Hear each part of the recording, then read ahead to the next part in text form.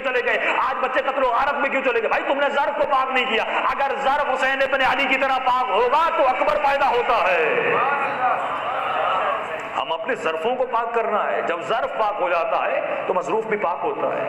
تمہیں یہ دیکھنا ہے میرا جسم پاک ہے کہ نہیں. اچھا جب لفظ پاکیزگی آتا ہے، آج مسئلہ لفظوں کا ہے. کل میں نے کہا اگر علی کا نام آتا ہے آپ کے ذہن میں کیا تصور آتا ہے؟ خیبر، خندق، نہج البلاغہ، شب ضربت. امام حسین کا نام آیا، تصور کیا آیا؟ کربلا، شہادت حسین، مظالم حسین.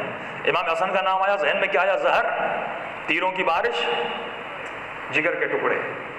امام زین العابدین کا نام آئے تو بس رسیاں، زندان شام، یہی ذہن میں تصور آتا ہے.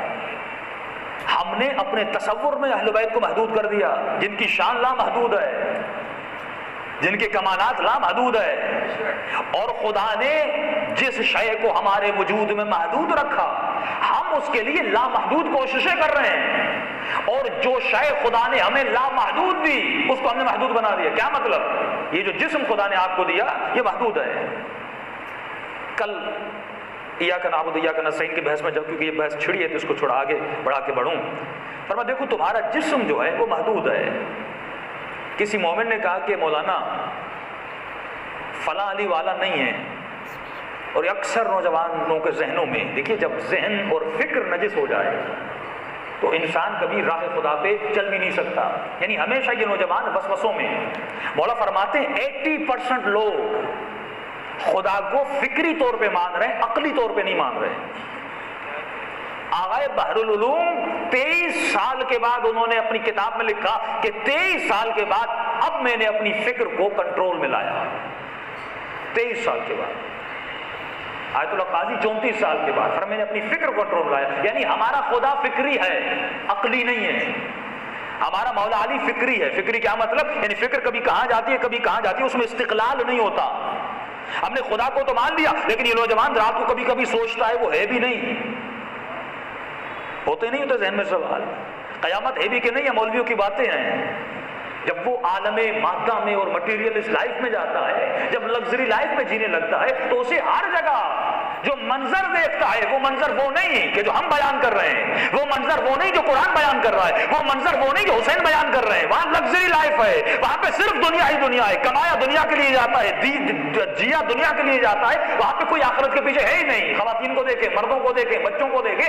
مکمل ہماری لائف کی جو اسٹرگل ہے وہ کس کے لیے ہے؟ اس باڈی کے لیے.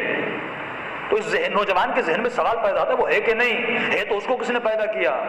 پھر اس کو کس نے پیدا کیا ہے؟ تو کب سے ہے تو کیسا ہے تو بات کیوں نہیں کرتا ہے؟ تو نظر کیوں نہیں آتا ہے؟ تو میری سنتا کیوں نہیں؟ میں اتنی دعائیں کرتا ہوں مجھے جواب کیوں نہیں دیتا؟ مجھے رپلائی کیوں نہیں دیتا؟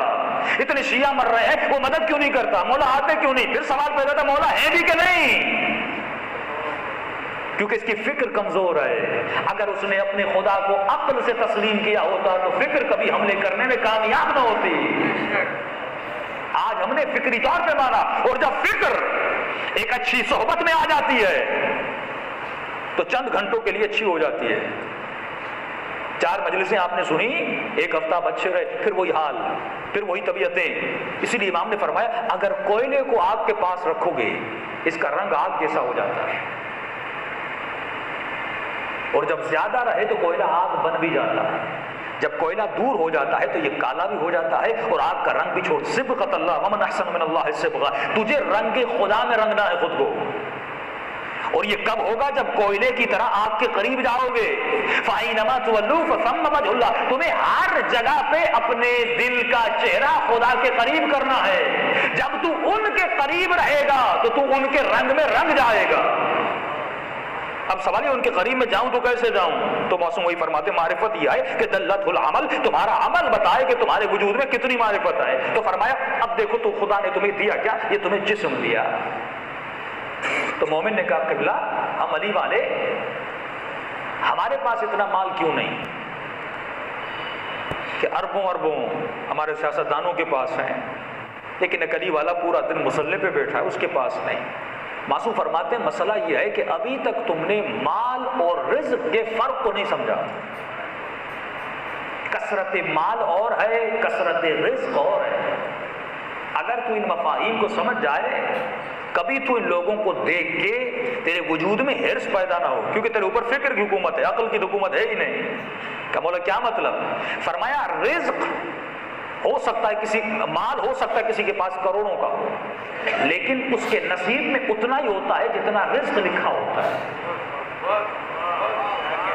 مال ہو سکتا ہے کسی کے پاس کروڑوں، لیکن رزق اتنا ہی ملتا ہے جتنا خدا نے لکھ لیا۔ کہ مولا کیا مطلب؟ فرمایا ایک چونٹی زمین پہ چل رہی ہے، چلتے چلتے اس چونٹی کو ایک بہت بڑی روٹی ملی، یہ روٹی مال ہے، لیکن جتنا اٹھائے گی یہ اس کا رزق ہے۔ روٹی تو بہت بڑی ملی، محترمہ بے نظیر بھٹو کو بڑی بڑی روٹیاں تھیں، بڑا پیسہ تھا، لیکن دنیا سے گئیں تو رزق اتنا ہی تھا جتنا انہوں نے دنیا میں کھایا۔ جہاں لگ کے بینک بیلنس میں بہت پیسہ ہوگا، رزق اتنا تھا جتنا کھایا۔ آج کل رقوم بتائی جاتی ہیں کہ فلاں کے بینک اکاؤنٹ میں 400 ارب ہیں۔ مولا فرماتے ہیں وہ اتنا کریم ہے، اس نے تمہارے جسم کو محدود، اس کو سمجھ، تو اتنا ہی اٹھاتا ہے جتنا اس نے تجھے محدود بنایا۔ ایک بیچارہ مومن کہتا ہے قبلہ میں بہت غریب، میں نے کیوں؟ قبلہ میں روزانہ ایک طعام کھاتا ہوں۔ اچھا، کہ فلاں مومن بڑا نصیب والا ہے۔ میں نے کہا کیوں؟ کہ اس کے سفرے پہ 15 آئٹم ہیں۔ مولا نے فرمایا کھائے گا اتنا ہی جتنا اس کو معدہ دیا، اس کے پیٹ اللہ نے محدود رکھا، یہ جسم محدود ہے، اس سے زیادہ آپ نہ کھا سکتے ہو نہ پی سکتے ہو، اتنا ہی ڈالو گے جتنا اللہ نے جگہ دی، اتنا ہی اس نے رزق رکھا۔ چاہے آپ کا پورا کمرہ گندم سے بڑا ہو، لیکن جتنا رزق اتنے لکھا ہے اتنا ہی تمہارے نصیب میں آئے گا، باقی تمہارے نصیب میں ہے ہی نہیں۔ یہ انسان کی آنکھوں کا دھوکہ ہے کہ وہ مال کو اپنا رزق سمجھتا ہے، کثرت مال رزق نہیں ہے، جتنا اس نے لکھا وہ تمہارا رزق ہے۔ امام فرماتے ہیں جب بچہ پیدا ہوتا ہے تو ماں کے سینے سے دودھ پیتا ہے، کہ جتنا اس کے منہ میں جاتا ہے وہ اس کا رزق ہے، جتنا باہر نکلتا ہے اس کا رزق تھا ہی نہیں، اس کے پیٹ میں نہیں جائے گا۔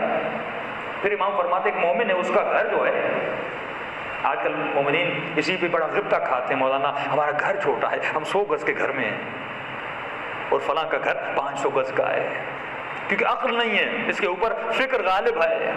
اب مولا بہت پیارا جملہ فرماتے ہیں، فرمایا اگر 500 گز کا گھر ہے تو یہ مال ہے، لیکن جتنے میں وہ رہتا ہے اور سوتا ہے یہ اس کا رزق ہے۔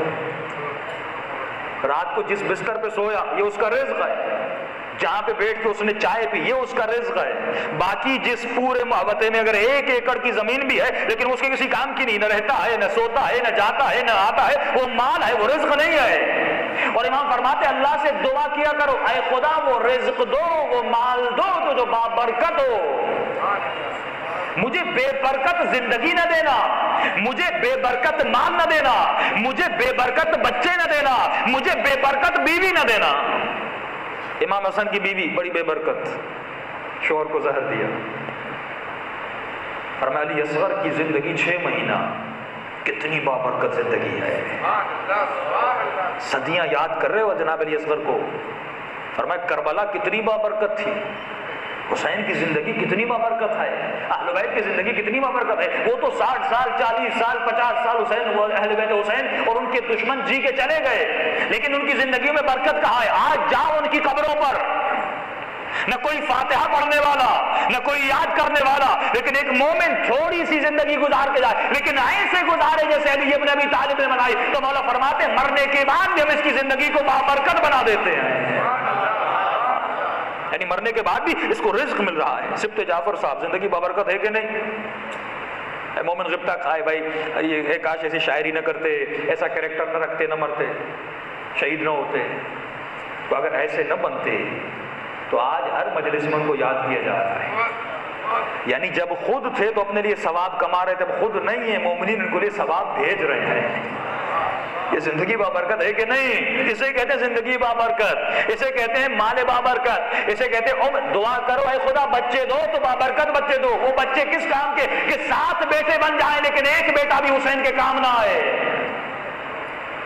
لیکن ایک بیٹا ہو جناب قاسم جیسا، یہ ہے زندگی بابرکت۔ تو مولا فرماتے ہیں طہارت ابتدا، اگر عبادت کرنا چاہتے ہو تو عبادت کا مقدمہ ہے معرفت، اگر معرفت حاصل کرنا چاہتے ہو تو اس کا مقدمہ ہے طہارت. ممبر سے ہمارے ذہنوں میں جسٹ انفارمیشن بھری گئی، صرف انفارمیشن بھری جا رہی ہے، اپنے دماغ کے ڈیٹا کو بھرا جا رہا ہے. امام جواد کے یہ معجزے تھے، امام رضا کے یہ معجزے تھے، مولا علی کے یہ کمالات تھے، امام حسن کے یہ انفارمیشن ہے. اس انفارمیشن سے کبھی معرفت نہیں آئے گی. یہ مقدمہ تو ہے لیکن معرفت نہیں ہے. یہ اس منزل کی نشانی تو ہے لیکن خود منزل نہیں ہے. منزل کیا ہے؟ اس انفارمیشن کو اس ظرف میں ڈالو جو ظرف پاک ہو. پہلے ہمیں اپنے ظروف کو پاک کرنا ہے، پہلے ہمیں اس برتن کو پاک کرنا ہے. میرا برتن میرا جسم ہے، آپ کا برتن آپ کا جسم ہے. اب سوال پیدا ہوتا ہے، اس برتن میں علی کی ولا کو ڈالنا ہے، اس برتن میں معرفت کو ڈالنا ہے، اس برتن میں کربلا کے معارف اور کربلا کے مذاہب کو ڈالنا ہے، تو یہ برتن کیسا ہونا چاہیے؟ معصوم نے نقطہ ب نقطہ سکھایا. کیوں کہا بار بار کہ سلمان 10ویں درجے پر، ابو ذر اتنے درجے پر، فلاں اتنے درجے پر؟ یہ بتانا چاہتے تھے کہ اے مومن، سلمان معصوم نہیں ہے، لیکن فرمایا منا اہل البیت. تو کسی نے کہا مولا نہ بنو ہاشم ہے نہ آپ کی اولاد میں سے، منا اہل البیت کیوں بنا؟ پھر وہی جملہ فرمایا کوئلہ جب آگ کے ساتھ ملتا ہے تو آگ کے رنگ میں آ جاتا ہے. کہ سلمان ہمارے ساتھ اتنا رہا، اس کو دیکھو گے تو علی یاد آئے گا، اس کو دیکھو گے تو اہل بیت یاد آئے گا. آج سوال یہ ہے تمہیں دیکھ کر یاد کون آتا ہے؟ تمہارے گھر کو دیکھ کر کس کی یاد آتی ہے؟ تمہارے چہرے کو دیکھ کر کس کی یاد آتی ہے؟ وہ علماء، وہ عرفاء جن کی محفل میں 1 گھنٹہ بیٹھنے سے انسان کو اللہ کی یاد آتی تھی. وہ صبغت اللہ بن گئے، وہ خدا کے رنگ میں انہوں نے خود کو رنگ دی. یہ کب ہوگا؟ جب انہوں نے خود کو پاک کیا. اب کیسے پاک کرنا ہے؟ ہمیں جس نماز، روزہ، حج، زکوٰۃ، زنا، جھوٹ، غیبت اس کا بتایا گیا، لیکن اصل جو ظروف ہیں فرمایا تمہارا پہلا ظرف ہے، امام فرماتے ہیں تمہارا جسم. اور یہ سمجھو کہ اس جسم کو اس نے بنایا ہے. یہ بات اپنے ذہن میں بٹھا لو. جب اس نے بنایا تو اس جسم کی پلاننگ بھی کون کرے گا؟ وہ کرے گا، تو نہیں کرے گا، کیونکہ اس نے تجھے کارخانہ دیا. اب وہ بتائے گا. اب مولا علی کی وصیت آخری وقت میں جب انسان وصیت کرتا ہے وہ بہت اہم ہوتی ہے. اور امام نے اپنے حسن لال کو ایک وصیت کی. فرمایا اوصیکم بتقوی اللہ و نظم امورکم. طہارت کا پہلا درجہ فرمایا اپنے وجود میں نظم پیدا کرو.